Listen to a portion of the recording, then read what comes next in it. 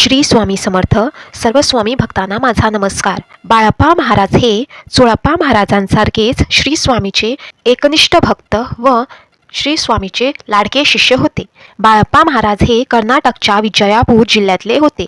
ते सावकार आणि सोनार असूनही त्यांनी 30व्या वर्षी आपला संसार सोडून श्री स्वामीच्या शोधात ते निघाले होते आणि स्वामी समर्थ त्यांना अक्कलकोटमध्ये भेटले.